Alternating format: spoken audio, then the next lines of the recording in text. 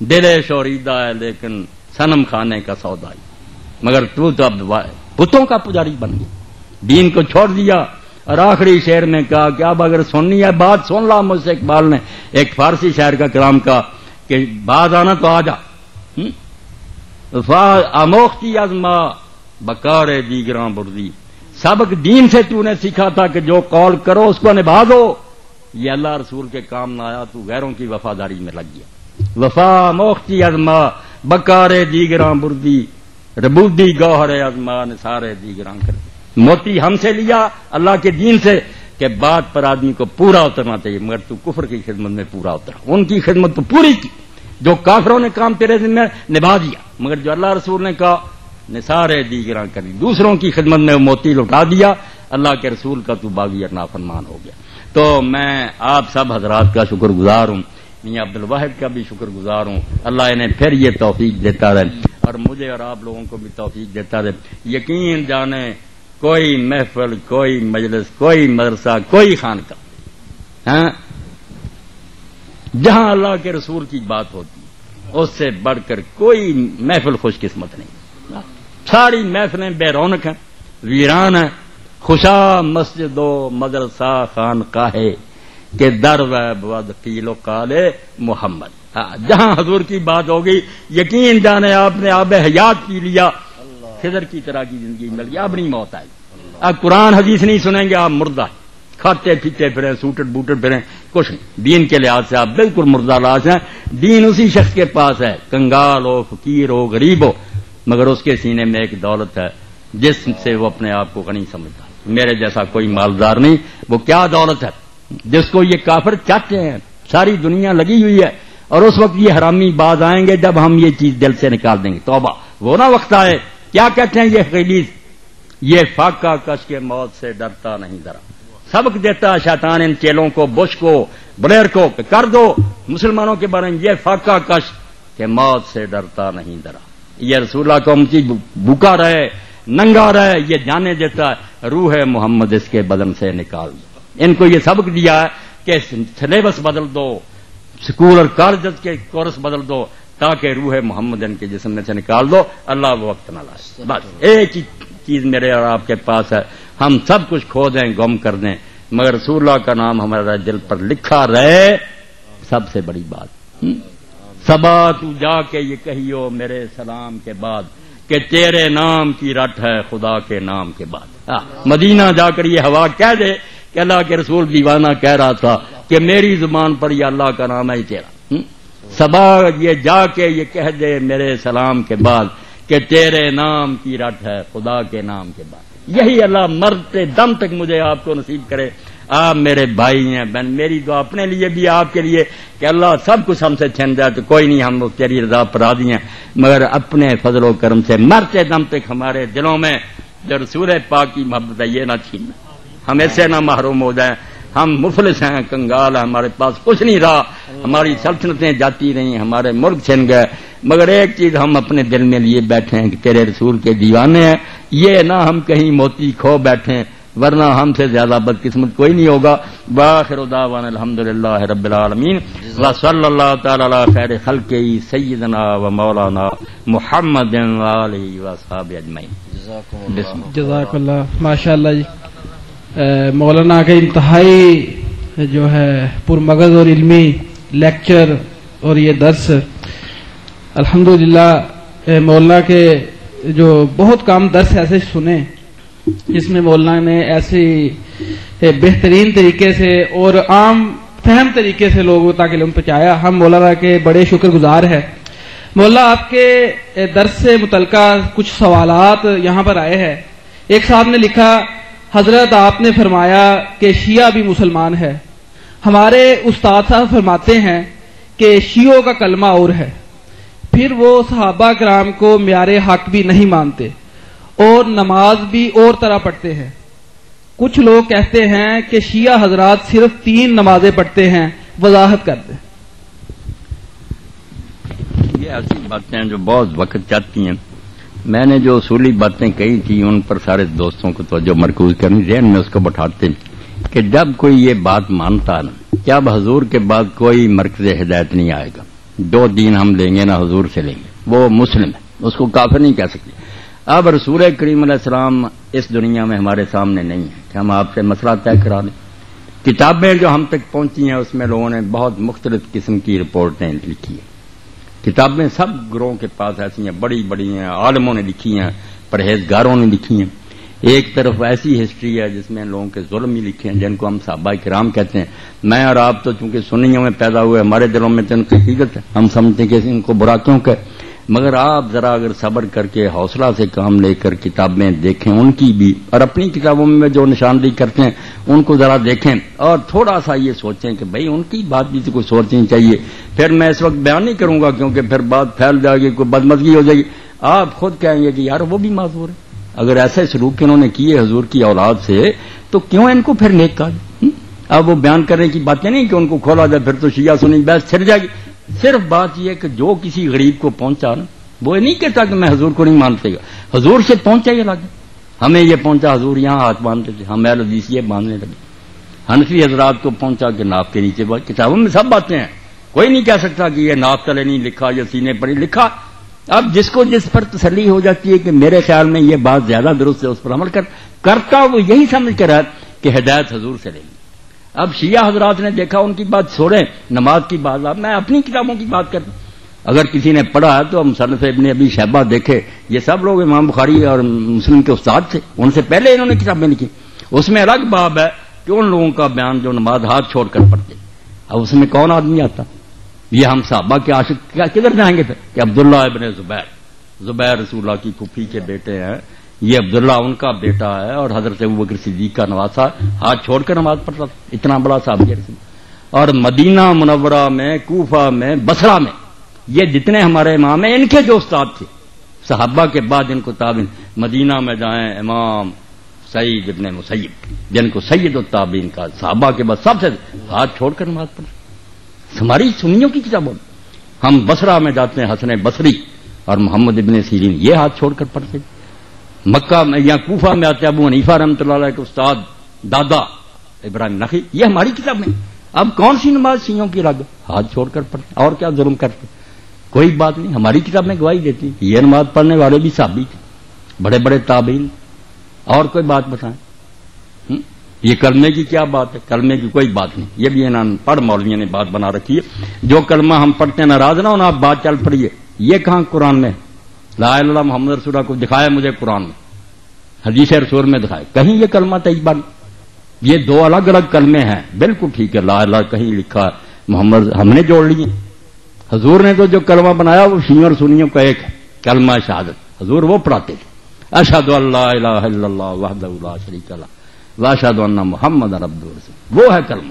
یہ ہمیں دو جمع کیے، انہوں نے ایک تیسرا بھی اکٹھا کر لیا، اگر کوئی چوتھا بھی کر لے کہ ساتھ ہی کہ ابوبکر صدیق عمر فاروق، کچھ بھی نہیں بگڑتا، نیک باتیں اکٹھی کرتے ہیں، یہ کوئی اسلام کے کلمے نہیں، نہ کوئی دین اس سے بگڑتا ہے، اچھی باتیں جو اکٹھی کرتے تھے آپ، عثمان ذوالنورین کر لیں آپ بھی کلمہ، یہ کلمہ کوئی نہیں ہے، یہ کلمہ طیبہ آپ بھی حیران ہوں گے، کسی آیت میں نہیں اس طرح بنا بنایا آیا، کسی حدیث میں نہیں، دو الگ الگ چیزوں کو لے کر ہم نے اکٹھا کر دیا۔ انہوں نے بھی اگر کہہ دیا علی ولی اللہ تو ہم بھی مانتے ہیں کہ علی جو تھے اللہ کے ولی تھے، کوئی شک والی بات؟ اس طرح کی باتوں سے دین نہیں کوئی بگڑتا، یہ آپ کہہ لیں کہ پیار سے انہوں نے کر لیا۔ ہمارے ہاں یہ بریلوی دوست ہیں، یہ اذان سے پہلے یہ صلات کہتے ہیں، بعد میں کہتے ہیں، ہم کہتے ہیں حضور نے نہیں کہی ہے، صحابہ نے اس لیے نہیں کہنی چاہیے، مگر یار اس میں کوئی کون سی کفر کی بات تو کوئی نہیں نا، درود شریف انہوں نے پڑھ دیا، کوئی اسلام سے نکل گیا؟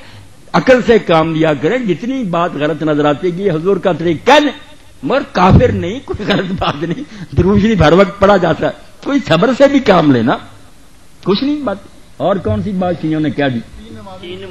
ہاں 3 نمازیں کوئی نہیں پڑھتا، کوئی مسلمان نہیں کہتا کہ 3 نمازیں، سب جانتے ہیں کہ 5 نمازیں، ان کے 5 کے نام ہیں، 5 کی رکھتے سارے مسلمانوں کی ایک ہیں کہ 2 فجر کی ہیں، 4 ظہر کی ہیں، 4 عصر کی ہیں، 3 مغرب کی ہیں، 4 عشاء کی، شیعہ کی بھی اتنی ہیں، سنیوں کی بھی اتنی۔ اب مسئلہ کیا؟ جمع بین الصلاتین، کہ 2 نمازیں اکٹھی پڑھی جا سکتی ہیں۔ یہ جب ہم پرانی حدیثوں کو دیکھتے ہیں، ٹھیک ہے، جب زد آ جاتی لوگ زد میں دور تھے، شیعوں کی کتابیں میں نے پڑھی، ان کے علماء بھی میں جانتا ہوں، وہ سارے مانتے ہیں مگر روک نہیں سکتے، جانتے وہ بھی ہیں کہ الگ الگ 5 وقتوں میں پڑھنا، ہماری طرح وقت لکھے ہوئے کہ زور یہاں تک ہے، اثر بالکل ہمارے والے طریقے، صرف فرق یہ ہے کہ کہ حضور نبی کریم صلی اللہ علیہ وسلم نے یہ اب ہماری ضد ہے کہ ہم نے اکٹھی کرنی چھوڑ دی. رسول کریم علیہ السلام سے صحیح حدیث ہے, چاہے امام ترمذی کہتے ہیں اس پر کسی نے عمل نہیں کیا, یہ تو آپ کی اپنی مرضی. حدیث میں کوئی خرابی ہے کہ آپ نے مدینے میں ہوتے ہوئے نہ سفر تھا, نہ بارش تھی, نہ خطرہ تھا, نہ بیمار تھے, ظہر اثر کی 2 نمازیں اکٹھی پڑھائیں, 4 فرض اس کے 4 8 مغرب اور عشاء کی, بالکل صحیح حدیث, کوئی شک نہیں. اب بلا وجہ اکٹھی کی. ابن عباس سے لوگوں نے پوچھا, ابو ہریرہ سے پوچھا کہ حضور نے ایسا کیوں کیا, جب کوئی مجبوری نہیں فرمایا, اسی لیے کہ امت سے تنگی دور ہو جائے, امت کو پتہ چل جائے کہ اکٹھی کی پڑھنے کوئی بات نہیں. تو سنت ہے یہ شیعہ جو کرتے ہیں, مگر ان کی زیادتی کہ انہوں نے عادت بنا لی. یہاں سے خود یہ شیعہ مسلک کے بھی خلاف ہیں. ان کی کتابیں بھی یہ نہیں کہتی کہ روز اس طرح پڑھو, 5 اذانیں ہونی چاہیے, 5 وقت ہے, مگر صرف اکٹھی کی جا سکتی ہیں. مسئلہ اتنا تھا کہ جائز ہے اگر کوئی کر لے, ہم نے ضد کر لی کہ کرنی نہیں اکٹھی, اکٹھی کی تو کافر ہو جائیں. ہم بھی جھوٹے, جب جی چاہے اکٹھی 2 نمازیں پڑھ سکتا, ظہر اثر مغرب عشاء, جائز. ان کی وہ ضد غلط ہے کہ روزانہ پڑھنا, یہ ان کے مسلک میں نہیں, ان کی بھی شرارت ہے. کتابیں ان کی نکال کر دکھاؤں گا, ان کے علماء کے فتوے دکھاؤں گا. ہماری طرح 5 اذانیں دیں, 5 وقتوں, اصل یہی ہے. مگر کبھی اگر اکٹھی کو کر لے تو بیٹا اتنی بات تھی کہ وہ جائز تھی. ہم نے ضد کر لی کہ نہیں پڑھنی, انہوں نے کر لی کہ ہم نے جان بوجھ کر اسی طرح پڑھنا ہے, یہ چیڑ بن گئی. مسئلہ اتنا ہی ہے کہ بلا وجہ بھی ظہر اثر کو مغرب عشاء کو اکٹھی کیا جا سکتا ہے. اس میں نہیں وہ کوئی بری بات کہتے, جو عادت انہوں نے بنا لی یہ غلط ہے. پڑھتے 5 ہی مگر 2 کر کے اکٹھی پڑھ لیتے ہیں. ہاں, اور کیا بات. شرکیہ غزلیں قصیدے کافی ہیں, مثلا امداد کن از رنج و غم آزاد کن, شاد کن لکھا, ایسا نہیں میں صحیح پڑھتا ہوں, مجھے سب یاد ہے کہ کیا پڑھ دیں. امداد کن از رنج و غم آزاد کن, در دین و دنیا شاد کن یا شیخ عبد القادر, یہ پڑھتے. اب اس کو کہا کہ یہ شرکیہ اور اس لیے وہ کافر ہوگا, شرک مشرک ہوا, ایسی بات نہیں کوئی. ٹھیک ہے, میں بھی کہتا ہوں ایسا نہیں کہنا چاہیے, نہ پڑھنا چاہیے. مگر جب ان کے علماء سے پوچھا, انہوں نے کتابیں لکھی, انہوں نے کہا جب ہم کہتے ہیں کہ یا رسول اللہ مدد کریں, ہمیں پتا ہے کہ مدد اللہ کے سوا کوئی نہیں کرتا. بالکل کتابیں لکھی, جاہلوں کو گمراہ کر دیا, خود بچے ہوئے ہیں وکیلوں کی طرح, بالکل دامن بچایا ہو. اگر عالم پکڑے وہ فوراً کہتے ہیں کہ توبہ توبہ, رسول اللہ نے کیا مدد کرنی, مدد تو اللہ کرتا. وہ کہتے ہیں ہم جو کہتے ہیں کہ اللہ کے رسول مدد کر یا شیخ عبد القادر جیلانی مدد کر, ہمارا مدعا صرف توسل ہوتا, ہم دعا چاہتے ہیں کہ اللہ کے رسول ہمارے لیے دعا کر دو. تم زندگی میں مانتے ہو کرتے تھے, ہم اب بھی کہتے ہیں کہ آپ کو فرشتے پہنچاتے ہیں, ہماری درخواست چلی جائے گی, حضور خوش ہو کر ہمارے لیے دعا کر دیں. اب اگر دعا کی حد تک بات ہو تو ہم بھی کہتے ہیں کہ نیک آدمیوں سے دعا کراؤ. اس میں کوئی شرک ہے؟ زندوں سے کراتے ہیں کہ نہیں؟ وہ بیچارے بعد میں بھی کہتے ہیں کہ یہاں سے چلے گئے مگر اللہ کے رسول ہیں, درود شریف پہنچتا, بات ٹھیک ہے. تو کہتے ہیں ہماری درخواست بھی اگر چلے جائے گی اور حضور یہ ہماری مدد فرمائیں گے, آپ کسی امیر آدمی کے پاس میری مدد فرمائیں, کوئی میرے پاس آ جاتا مولوی صاحب میری مدد کریں, وہ مدد ہے جو اللہ سے مانگی جاتی. کوئی خیال کیا کرے نا, وہ مدد وہی ہے جو بندے ایک دوسرے سے مانگے. یہ رسول اللہ سے مدد, بزرگوں سے مدد, ان کے علماء کہتے ہیں کہ ہم اتنا ہی مانتے ہیں کہ آپ ہمارے لیے اللہ سے دعا کریں. اگر بات اتنی ہے تو اس کو ہم کفر شرک نہیں کہہ سکتے. یہ الگ بات ہے کہ ہم کہیں گے یار موت کے بعد اس کا ثبوت نہیں ملتا کہ صحابہ نے کبھی ایسا, یہ بحثیں ہوتی رہیں گی, مگر کافر مشرک کوئی نہیں ہوگا. یہ دل پر لکھ دیں کہ ان باتوں سے کوئی نہیں کافر مشرک ہوتا. یہ لوگوں نے بات کو طول دے دیا, بات کو لمبا کر دیا, ایسی نہیں بات. اور کیا کوئی بات ہے پوچھو. کافر والی بات آپ کوئی لائیں, کافر نہیں, بالکل ان گھروں میں سے ایک میں بھی کفر کی بات ہے, غلطی ہو سکتی, ہم کہیں گے اس کا یہ خیال نہیں درست. ہاں, کیا حضرت امام ابو حنیفہ رحمۃ اللہ علیہ امام اعظم میں ضعیف الحدیث ہیں؟ یہ میرے کسی دوست نے لکھ کر دیا. ٹھیک, امام اعظم. اب یہ میرے اہل حدیث دوست جو ہے نا, یہ کبھی کبھی یہ شرارت کرتے ہیں کہ امام اعظم تو رسول اللہ, ابو حنیفہ کو کیا امام اعظم کہتے ہیں. یہ وہ لوگ ہیں جو روزانہ لکھتے ہیں کہ قاری عبدالحفیظ صاحب خطیب اعظم, خطیب اعظم. بھائی رسول اللہ سے مقابلہ کیا, عقل کے اندھو. اب جب آپ نے اس کو کہا خطیب اعظم تو یہی ہے کہ یہ شہر کے بڑے خطیب ہیں یا اس وقت دنیا کے بڑے خطیب. رسول اللہ کا ذکر کہاں درمیان میں آ گیا؟ رسول اللہ کو تو مضبانتی ہے کہ ان کو تو زیر بحث ہی نہیں لانا چاہیے, وہ تو امام اعظم ہیں, نبیوں کے بھی امام. یہ بات تو عالموں کی ہو رہی ہے کہ جو امام ابو حنیفہ کے زمانے میں امام تھے, مالک, شافعی, احمد اور ابو حنیفہ, ان میں سے ان لوگوں نے سمجھا کہ ہمارے علم میں یہ ان میں سے امام اعظم ہے, بڑے امام. یہ خیال آپ بھی کہتے ہیں یہ قائد اعظم ہے. قائد اعظم رسول اللہ نہیں, حقیقت تو دیکھیں سب سے بڑے رہنما تو وہ نا. مگر پاکستان میں بھائی ہمارے جو تھے سیاسی لیڈر وہ قائد اعظم محمد علی جناح حضور کو خواہ درمیان میں کسی لاتے ہیں شرارت کے طور پر. کوئی حنفی غریب نہیں کہتا کہ ابو حنیفہ حضور سے بڑے امام ہے. توبہ توبہ کہہ سکتے حضور کے تو ادنا امتی ہیں. رسول اللہ کا نہیں مقابلہ، امت کے عالموں کا مقابلہ. تو اگر کوئی کہتا شافعی کہ ہمارے خیال میں امام شافعی امام اعظم کہتا رہے، اس کا حسن دن ہم اس کو کوئی دن تو نہیں لگا. کوئی حنفی کہتا ابو حنیفہ امام. اور یہ ضعیف الحدیث کی بات بھی ہے کہ حدیث میں ضعیف امام صاحب کے علم اور زہد اور تقوی پر کسی نے اعتراض نہیں کیا. بڑے بڑے ان کے دشمنوں نے مانا کہ یہ تو بات سچ ہے، پرہیزگار تھے، نیک تھے، عالم تھے بہت. پھر وہ یہ بعض لوگوں نے کہا کہ حدیث کے یاد رکھنے میں ان کے حافظ میں کمزوری تھی. کئی مرتبہ ایک حدیث شروع کرتے تھے دوسری حدیث گڑبڑ ہو جاتی تھی. ذوف جو ہے نا حفظ کے میں تھا حدیث کے بارے میں. یہ بھی کچھ لوگوں کا خیال. کچھ لوگ کہتے نہیں ہم نے تو حدیث میں انہوں نے سکھا پایا. باقی جو ہے نا دیکھنے کی بات.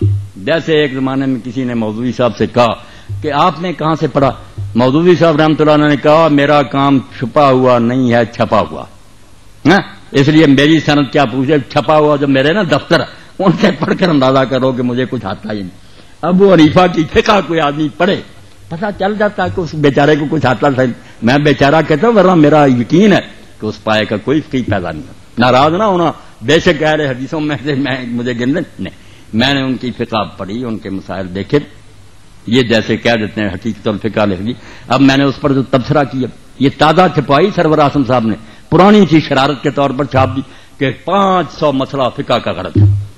اور اس نے تازہ کتابیں منگوا کر نمبر بھی دیا کہ میں نے چیک کر لیا. اب میں نے ایک پورا خطبہ دیا اور وہ کتاب واپس اس کو بھیجی نشان لگا کر. اب میں نے پوچھا عمران لڑکے سے دی تھی، اس نے کہا شرم سے چپ ہو گیا. میں نے کہا جن کتابوں کے حوالے دیے وہاں لکھا کہ یہ نکاح جائز ہے، تم نے بنا دیا کہ فقہ کی کتاب میں لکھا ناجائز ہے. جائز کو ناجائز نکالو کتاب. اتنے جھوٹے. اس لیے اللہ کے بندو میں ان بحثوں میں نہیں رجا کہ حنفی ہے یا شافعی ہے یا اہل حدیث ہے. یہ بیچارے ملاؤں کی باتیں ہیں. میری بات آپ نے سن لی. میری سطح بہت بلند ہے. میں نے ان لوگوں کو پڑھا ہے، ایمانداری سے پڑھا اور ان کے اصل دفتر میں نے کنگالے کہ شیعہ کہاں سے چلے اور ان کے علم کیا. میں اللہ کو گواہ کر کے کہتا ہوں کہ ان میں بڑے بڑے فاضل پیدا ہوں. ان کے پائے کا ایک بھی نہیں آپ دکھا سکتے. باقی صحابہ کو برا کہتے ہیں جو انہیں پتا چلا کہنا ہی ہے نا. جنہیں پتا چلا کہ فاطمہ کو مارا حضرت عمر نے، ان کے بازو توڑا اور ان کے بچہ پیٹ سے گرایا، وہ کیوں نہ برا کرتے. اب یہ صحیح ہے یہ غلط روتے رہے. آپ کتابوں میں لکھا، آپ کہیں گے اس کی سند ضعیف ہے، وہ کہتے ہیں کہ ہمیں اعتبار کتابوں میں راویوں نے میرے بھائیوں لکھ دیا سب کچھ. اب شیعہ اس سے جان نہیں چھڑا سکتے. وہ کہتے ہیں وہی عمر ہے جس نے حضور کو کاغذ قلم نہیں دیا. آپ نے آخر وقت کہا لاؤ میں تحریر لکھ دوں، نکالو. وہ کہتے ہیں اپنی بخاری 6 جگہ لکھا. اللہ کے نبی نے آخر وقت کہا لے آؤ سامان میں ایسی چیز لکھوا دوں میرے بعد گمراہ نہ ہو. کس نے اٹھ کر کہا کہ ہم نہیں لکھوائیں؟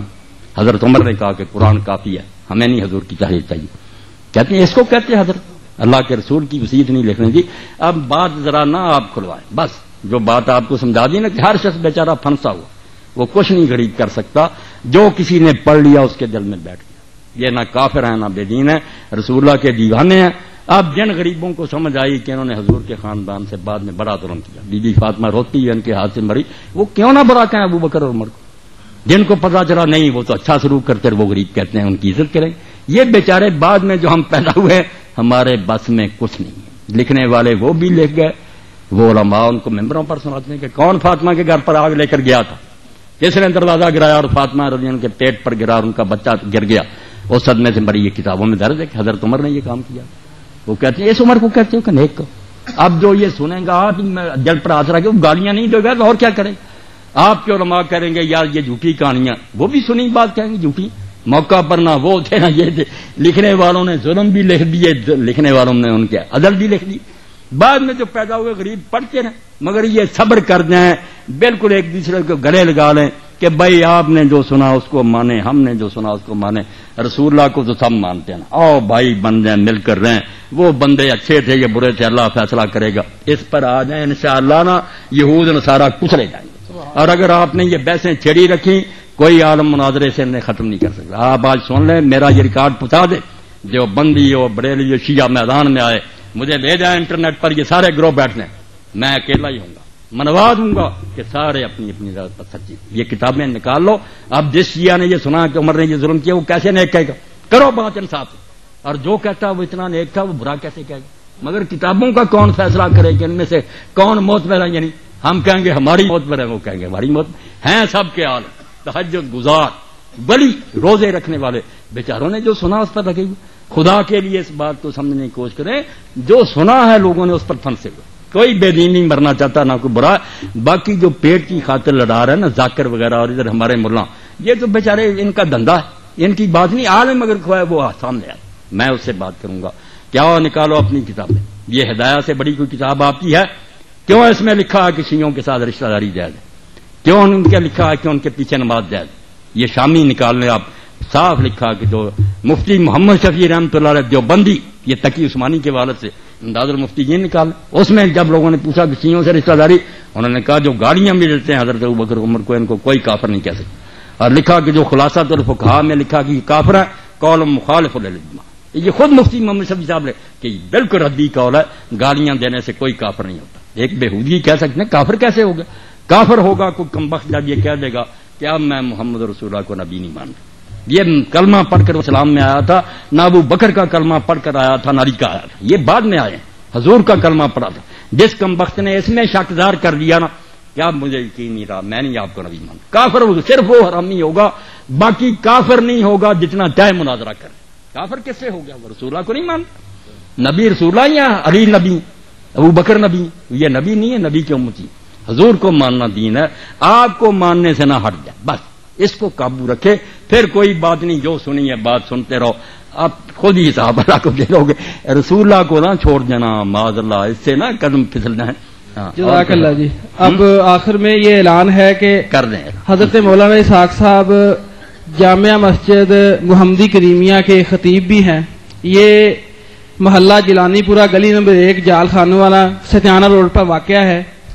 حضرت مولانا کے خطبہ جمعۃ المبارک 18/6/2004 اور خطبہ جمعۃ المبارک 25/6/2004 الائڈ اسپتال میں CPC روم میں ڈاکٹرز کو خطاب 26/6/2004 اور سرینا ہوٹل کے ہال میں ڈاکٹرز کو خطاب 27/6/2004. ان تمام پروگرام کی CDs جو یہ صاحب CDs بنا رہے ہیں ان کے پاس آپ کو مل سکتی ہے، یا آپ ان کے پاس جمعے کے دن مسجد سے لے سکتے ہیں، یا جس کسی نے لینی ہے وہ ابھی ان سے رابطہ کر سکتا ہے. اب آخر میں ناظم یونین کونسل سے یہ گزارش کروں گا کہ وہ اپنے معزز مہمانوں کا شکریہ ادا کریں.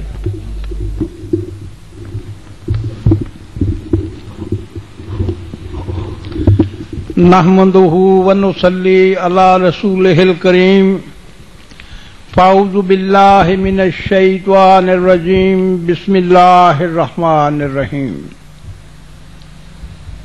سب سے پہلے میں جناب مولانا محمد اسحاق صاحب کا شکریہ ادا کرتا ہوں کہ انہوں نے ہمارے محلہ کو یہ سعادت بخشی اور اتحاد بین المسلمین کا ایک ایسا درس دیا جو واقعی اسلام کی صحیح ترجمانی کرتا ہے. مجھے یہاں کہنا پڑے گا کہ علامہ اقبال حکیم الامت نے بھی اسی چیز کی ترجمانی کی ہے. وہ فرماتے ہیں مٹا دی ہم نے جو اسلاف سے میراث پائی تھی، سریا سے زمین پر ہم کو آسمان دے مارا، بنائے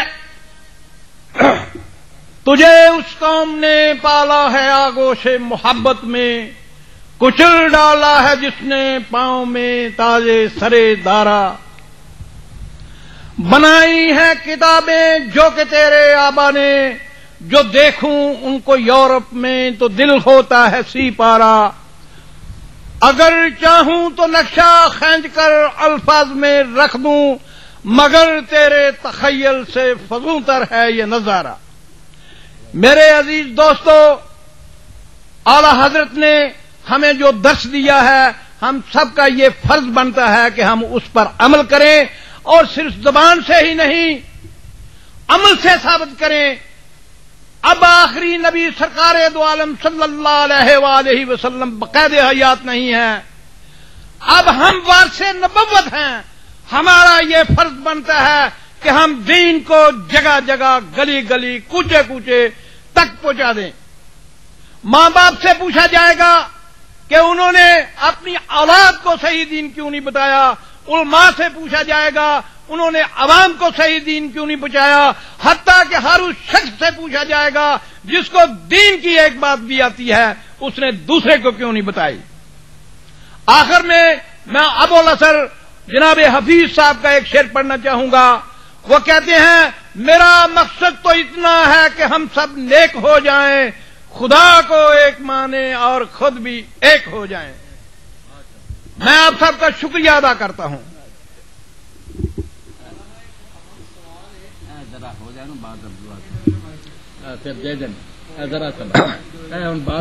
میں آپ سب کا شکریہ ادا کرتا ہوں کہ آپ اپنی گناگو مصیبات کو سے فارغ ہو کر یہاں پر تشریف لائے، اور یہ آپ کی بہت بڑی مہربانی ہے۔ میں یہ سمجھتا ہوں یہ بھی ایک تحصیل علم کا ایک سلسلہ ہے جو کہ یہاں شروع کیا ہوا ہے، اور اللہ علامہ صاحب کو عمر دراز عطا فرمائے کہ وہ ہم سب کی رہنمائی فرماتے رہیں۔ شکریہ۔ وہ سوال یہ ہے مولانا کہ تقریباً ہر بھائی کے ذہن میں یہ سوال ہوگا کہ اگر کوئی مسلمان بدعتی ہو، وہ کلمہ شہادت کا اقرار کرتا ہے لیکن وہ بدعتی ہے، تو ایسے بندے کے ساتھ تعلق رکھنا، اس کے ساتھ مل کے عبادت کرنا، یہ شریعت میں کیسا ہے؟ بدعتی کا انجام بہت برا ہے، اور ملک میں ایسے فرق بھی موجود ہیں کہ جن میں بدعتیں موجود ہیں۔ ایسی صورتحال میں بحیثیت مسلم ہمیں کیا کرنا چاہیے؟ یہ میرے بھائی ہیں عبد المنان صاحب، انہوں نے جو بات دہرائی، یہ چیزیں ہیں تو لائق کے تفصیل سے نہ سمجھا جائے۔ یہ ان پر ناراض نہیں میں ہوتا، شیعوں کے بارے میں یا اہل بیت کے بارے میں یا دوسرے حنفیہ سب کے بارے میں جو ذہنوں میں نا مغالطے دور کرنے چاہیے۔ میں مغالطے کہوں گا، ایک دوسرے کو پڑھتے نہیں، اس لیے طرح طرح کے سوال ہیں۔ میں جن نے اہل بیت کی بات کی ہے نا، جانتا ہوں کہ اہل بیت یہ ایسے کام کرتے ہیں، یہ بیتی لوگ ہیں۔ آپ سمجھ لیں بات کہ انجام ان بیچاروں کا کیا برا ہوگا جبکہ دین میں دو گروہ علماء کے، ظاہروں کی بات نہیں، علماء کے دو گروہ شروع سے چلے آتے ہیں، بڑے بڑے امام اور عالم۔ ایک تو گروہ ان لوگوں کا ہے جو یہ کہتے ہیں کہ ہر بدعت بری نہیں ہے، کلو بدعت نظرارہ جو ہے یہ مخصوص ہے، عام نہیں ہے۔ کتنی چیزیں جو بعد میں نئی نکلی ہیں اور ان کو کوئی برا نہیں کہتا، خاص کر اہل سنت کے سب طبقات مانتے ہیں، اہل حدیث بھی مانتے، دوسرے یہ دو اذانیں کی جمع کی سب جانتے ہیں کہ یہ رسول اللہ کے زمانے میں نہیں تھی، حضرت ابوبکر کے زمانہ میں نہیں تھی، عمر رضی اللہ عنہ کے زمانہ میں نہیں تھی۔ یہ دو اذانیں جمع کی نا، ایک پہلے ہوتی ہے ایک پھر بعد میں، یہ حضرت عثمان رضی اللہ نے شروع کی، یہ بھائی عبد المنان بھی جانتے ہیں، صحیح بخاری مسلم سب میں۔ اب کون اس پر کہتا کہ حضرت عثمان بدعتی تھے، یا جو یہ لوگ اذانیں دیتے ہیں دو بدعتی سارے دے رہے، یہ بدعت نہیں، حالانکہ نئی بات نکلی ہے۔ تو پھر اس لیے بڑا گروہ علماء کا، بڑے بڑے ان کے نام کیا بتاؤں، وہ کہتے ہیں کہ ہر بدعت بدعت سیاح نہیں ہے۔ بدعت دو قسم کی ہے، کہ سیاح کہ نئی بھی ہے اور بری ہے، دین کو نقصان اس سے پہنچتا۔ ایک ہے کہ وہ نئی ہیں باتیں مگر دین سے نہیں بگڑتا، دین کی رونق ان سے بڑھتی، اس کو وہ بدعت حسنہ کہتی ہے۔ اس کی بہت دلیلیں دیتی ہے، ایک میں نے دے دی، اسی طرح تراویح کی جماعت کے بارے میں کہتے ہیں کہ رسول اللہ نے یہ بند کر دی تھی، حضرت عمر نے اپنے زمانے میں باقاعدہ شروع کی، اب ہر جگہ ہو رہی۔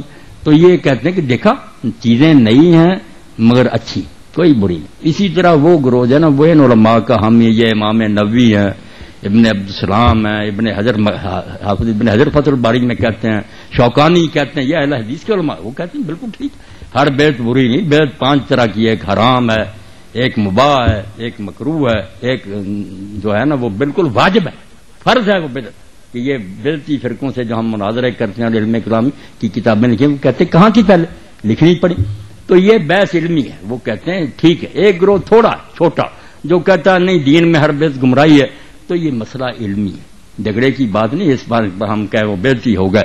وہ کہتے ہیں اگر ہم نے قرآن مجید کھانے پر پڑھ دیا، اذان سے پہلے صلاۃ کے لیے کوئی برا کام نئی ہے ضرور، مگر دین درود شریف کو بھی جائز کرتا ہے، قرآن پڑھنے کو بھی جائز کرتا، تو اس کو وہ بدعت حسنہ میں داخل کرتے ہیں۔ میں نے بڑے بڑے علماء کا حوالہ دیا، عبد المنان صاحب کو میں پھر بعد میں بھی دکھاؤں گا، بڑے بڑے کہ ہر بدعت کو نہ برا کہو، کئی چیزیں بدعت ہوتی ہیں مگر بہت اچھی ہوتی ہیں، وہ اس پہ لگے ہوئے۔ وہ علماء جو ہیں بیچارے کہتے ہیں ہم مانتے ہیں کہ یہ چیزیں سب نئی ہیں مگر کوئی بری نہیں، میراث سے جو نئی بات ہے، مگر یار سال بعد حضور کی محبت بڑھاتے ہیں، رونق بڑھاتے ہیں، مسلمانوں کو توجہ دلاتے ہیں، کتنا نبی اعلیٰ تمہیں خدا نے دیا، تو یہ بدعت حسنہ ہے، مانتے ہیں کہ نئی ہے مگر اچھی ہے۔ تو تو یہ پیچھے سے اختلاف چلا آ رہا بڑے بڑے وہاں، اس سے کوئی انجام نہیں برا ہوگا ان کے پیروں کو، بلکہ امام ابن تیمیہ جن کو جانتے ہیں عبد المنان صاحب کے ہمارے بہت بڑے علماء میں سے، انہوں نے خود یہ کہا اقتداء صراط المستقیم میں کہ یہ لوگ بدعت جو کرتے ہیں وہ ان کے خلاف ہی تھے، مگر انہوں نے کہا آپ کو پتہ ہونا چاہیے کہ اللہ تعالیٰ ان کی نیت کا ان کو ثواب دے گا، بدعت ہونے کا عذاب ہوگا مگر اس لیے کہ وہ کرتے کیوں، حضور کی محبت میں کرتے ہیں، کہتے ہیں یہ نیت تو بہت اعلیٰ، اس کا ثواب بھی تولا جائے گا، اگر یہ بڑھ گئی محبت تو بدعت کا عذاب جو ہے کم ہو جائے گا، اللہ تولے گا او میرے نبی کی محبت میں کی۔ یہ خود انہوں نے کہا کہ میرے خیال میں ہے یہ بدعت کرتے مگر مقصد بہت اعلیٰ، اللہ اگر اس مقصد سے خوش ہوگا کہ نیت تو نیک چیز کی، تو آپ دخل نہ دیں، کسی کو دوزخ نہ بھیجیں، کچھ نہ کہیں، اپنی حد تک اگر آپ سمجھتے ہیں یہ کام نہیں ہونا چاہیے، میں بھی نہیں کرتا آپ نہ کریں، مگر کرنے والوں کو دعائی خدا کی نہ کافر کہیں نہ دوسری کہیں، وہ بھی ہمارے بھائی ہیں، اللہ رسول کے دیوانے ہیں۔ بس ایک ہی بات جیسے میاں عبد الواحد نے کہی، میں نہیں اعلیٰ حضرت کو بولتا، مولانا احمد رضا خان رحمۃ اللہ علیہ کو میں نے پڑھا، ان کے فتاوے سارے جلدیں میرے پاس ہیں، ان کا یہ شعر میں نے بار بار دہرایا، اور یہ طارق نے بھی ایک دن پڑھا اور نیازی صاحب نے مجھے بتایا کہ بڑا رویا، نوجوان اپنی دکان میں رویا۔ مولانا نے کیا کہا، لحد میں، کہتے ہیں اب قبر میں تو جانا ہی تھا، پتا تھا مرنا، لحد میں عشق رخ شاہ کا داغ لے کے چلے، ہم قبر میں کیا لے گئے، کچھ پلے نہیں تھا، رسول کی محبت کا داغ لے گئے، دل پر داغ لگا ہوا تھا، فرشتوں نے دیکھا، لحد میں عشق رخ شاہ کا داغ لے کے چلے، اندھیری رات سنی تھی چراغ لے کے چلے۔ کیسے دوزخ میں آپ بھیجتے ہیں، مجھے تو حیرانی، اللہ سے ڈر جائیں، کسی کو نہ دوسری کہیں نہ کافر کہیں، آپ کے علم میں جو بات ہے نا کہ صحیح اس طرح ہونا، آپ بے شک کریں مگر دوسروں کے پیچھے لٹ لے کے نہ جائیں۔ آپ یہ روایتیں میں پڑھ دوں، نیازی صاحب جیسے ابن ماجہ میں یہ لوگ پڑھ لیتے ہیں کہ بدعتی کا اللہ نہ حج قبول کرے گا، نہ روزہ قبول کرے گا، نہ اس کی توبہ قبول کرے گا، یہ بہت پیش کرتے رہتے ہیں، جو بندی عالم بھی پیش کرتے ہیں، مولانا سرفراز صفدر صاحب یہ بھی کرتے ہیں اہل حدیث، اور میں کہتا ہوں اس موضوع روایت کو پیش کرتے ہیں، وہ تو دوزخ میں جائیں گے ہی نہیں، آپ چلے جائیں گے، یہ حدیث جھوٹی ہے، ضعیف بھی نہیں، موضوع ہے، من گھڑت روایت کی بنیاد پر ان بیچاروں کو کہتے ہیں ان کا روزہ حج قبول نہیں ہوگا۔ پہلے آپ تو اپنا علم کمپلیٹ کریں نا، کہ جو باتیں آپ کہتے ہیں وہ ٹھیک ہے، آپ خود ہی حدیثیں جل ہی لیے پڑے کہ بےزتی کی اللہ توبہ نہیں قبول کی، یہ بھی حدیث ضعیف ہے، کوئی صحیح نہیں، آپ خدا کے لیے ڈر دیں، بالکل کسی بیچارے کچھ نہ کہو۔ میں تو اللہ کی قسم جب جاتا ہوں دیکھتا ہوں بریلیوں، مجھے وہاں بھی خوشی ہوتی کہ یہ بھی میرے نبی کے دیوانے، شیعوں کی مسجدوں میں جاتا ہوں ان کے ساتھ بھی پڑھتا ہوں، مجھے کیا تکلیف، وہ اللہ کے رسول کا کلمہ پڑھ، مجھے رسول کی نسبت سب سے پیاری ہے، یہ گواہ ہے آپ دن قیام کے کیا دیں کہ مولوی اسحاق نے کہا تھا میں ہر شے چھوڑ سکتا ہوں مگر اپنے نبی کے نام لینے والے کو نہیں چھوڑ سکتا، مجھے نہیں اس سے ناراضگی، آپ ناراض ہوتے رہے، وہ کسی بزرگ کو نہیں مانتا، نہ مانے، میرے نبی کو مانتا۔ بس آخری ایک حوالہ عبد المنان بھی سنے آپ، یہ اس کی بات ہے جس کو ہم اہل سنت شیخ الاکبر کہتے ہیں کہ اولیاء کا سردار ہے وہ محی الدین ابن عربی، وہ خود لکھتے ہیں لطائف المنن کے کہ میرے جو شیخ تھے پیر شیخ ابو مدین مغربی، اب شیخ ابو مدین مغربی میں سب کو جانتا ہوں نا، یہ مولانا کی طرح وہ شیخ عبد القادر جیلانی کے خلیفہ تھے، شیخ عبد القادر جیلانی پیرانے پیر کے خلیفہ تھے ابو مدین، ان کے مرید تھے شیخ اکبر محی الدین ابن عربی۔ تو شیخ فرماتے ہیں کہ میں ایک عالم سے ناراض تھا، میرے شہر کا عالم تھا، میں نہیں اس کو اچھا جانتا تھا، کیوں؟ کیونکہ وہ میرے مرشد کے خلاف تھا، وہ شیخ ابو مدین مغربی کو نہیں اچھا کہتا تھا، اس لیے میں اس عالم سے ناراض تھا۔ مگر ہوا کیا پھر، یہ کسی اور نے نہیں بتایا، خود شیخ اکبر نے بتایا کہ میں نے خواب میں اللہ کے رسول کو دیکھا اور حضور کو اتنا ناراض پایا کہ اتنا ناراض کبھی نہیں کسی کو دیکھا۔ حضور نے پوچھا کہ محی الدین تو فلاں عالم سے ناراض ہے، پلے باندھو اس بات کو، نہ رو صحابہ کو نہ کسی کو، نبی کو رو۔ پوچھا میرے اس عالم سے کیوں ناراض ہے، اور میں وہ میرے پیر کو اچھا نہیں جانتا۔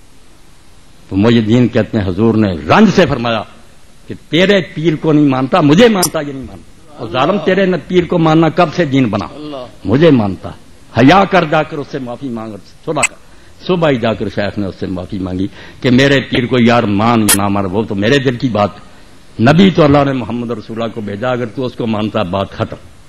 اس کو اللہ کے لیے کسی طرح آج دل میں بٹھائے نا، آج کے درس کا خلاصہ کہ رسول اللہ کی بات کریں، باقی کو چھوڑیں، جو اچھا نظر آتا ہے جس کو وہ اچھا سمجھے، بسم اللہ ادب کرے، جس کو نہیں اچھا نظر آتا وہ برا، وہ بھی برا اسی لیے کہتا ہے کہ اس کو پتا چلا اس نے حضور سے اچھا سلوک نہیں کیا، صحیح پتا چلا یہ غلط، یہ روتے رہے، کتابوں میں لکھا گیا، اب لوگ بعد میں آنے والے کیا کریں، ہاں آپ صحابہ کا عدل سناتے رہیں، وہ ان کے ظلم سناتے رہیں. کتابوں میں نکال دوں گا، دونوں طریقے نکال دوں گا. لکھ لیا لکھ دینے والا، بعد والے غریب کدھر جائیں؟ جس کو جس پر اعتبار آ گیا اس پر لگ گیا. شکر کریں کہ کسی کو مانتا یا نہیں مانتا، ایک کو مانتا ہے جس کو اللہ نے آسمان سے بھیجا. وہ کون ہے؟ محمد رسول اللہ صلی اللہ علیہ وسلم. اس کو نہ چھوڑیں اور باتیں آپ ختم کریں. جزاکم اللہ خیر. الحمد للہ رب العالمین والصلاة والسلام علی رسولہ الکریم سیدنا و نبینا و مولانا محمد وعلی آلہ واصحابہ اجمعین. اللهم اغفر للمؤمنين والمؤمنات والمسلمين والمسلمات الأحياء منهم والأموات. اللهم انصر الإسلام والمسلمين واخذل الكفرة والمشركين. ربنا افرغ علينا صبرا وثبت أقدامنا وانصرنا على القوم الكافرين. ربنا هب لنا من أزواجنا وذرياتنا قرة أعين واجعلنا للمتقين إماما. ربنا اغفر لي ولوالدي وللمؤمنين يوم يقوم الحساب. ربنا اغفر لنا ولإخواننا الذين سبقونا بالإيمان ولا تجعل في قلوبنا غلا للذين آمنوا ربنا إنك رؤوف رحيم. وصلى الله تعالى على عبد الله ورسوله خاتم النبيين سیدنا و مولانا محمد وعلی آلہ وصحبہ اجمعین. اللہ آپ سب حضرات کو خوش رکھے، آباد رکھے، اسی طرح یہ رونقیں ہوتی رہیں.